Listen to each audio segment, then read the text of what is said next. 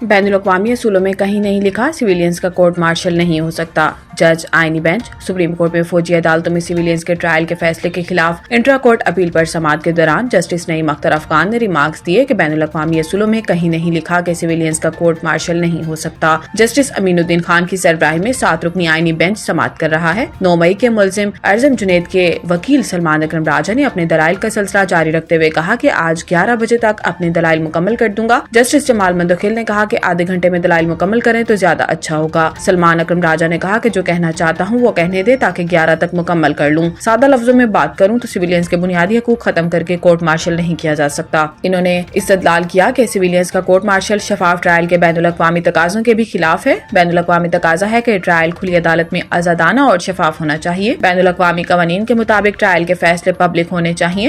دنیا بھر کے ملٹری ٹریبیونلز کے فیصلوں کے خلاف اپیلیں عدالتوں میں جاتی ہیں۔ یورپی عدالت کے فیصلے نے کئی ممالک کو کورٹ مارشل کا طریقہ کار بھی تبدیل کرنے پر مجبور کیا۔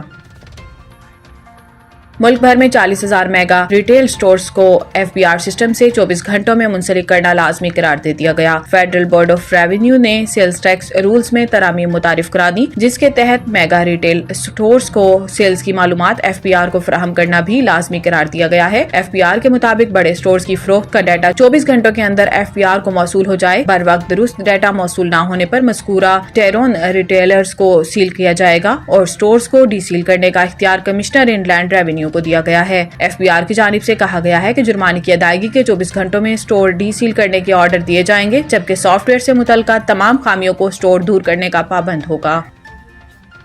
نائب وزیر اعظم اور وزیر خارجہ اسحاق ڈار نے کہا ہے کہ پاکستان کو پیروں پر کھڑا ہونے میں 12 سے 15 سال لگ سکتے ہیں۔ ملک کے لیے سیاست کو داؤ پر لگانا پڑا تو لگائیں گے۔ نیو یارک میں اوورسیز پاکستانی کمیونٹی سے خطاب کرتے ہوئے وزیر خارجہ اسحاق ڈار کا کہنا تھا کہ پوری دنیا گلوبل چیلنجز سے گزر رہی ہے، عالمی مسائل پر بات چیت اور غور و فکر کے لیے جمع ہوئے ہیں۔ جب بھی امریکہ کا دورہ کیا تو پاکستانی کمیونٹی سے ملاقات کو ترجیح دی۔ انہوں نے کہا کہ ملک 2017 میں 3 سال بعد دنیا کی 24ویں معیشت بن گیا تھا اور دیوالیہ ہونے جا رہا تھا۔ وزیر اعظم شہباز شریف کی صدارت میں اتحادی حکومت بنی۔ ہم نے فیصلہ کیا، ملک ہے تو سیاست ہے۔ PDM کی 16 ماہ کی گورنمنٹ میں چوتھی بار وزیر خزانہ بنا، بڑی کوششوں کے بعد بھیانک معاشی صورتحال کی سمت تبدیل کی۔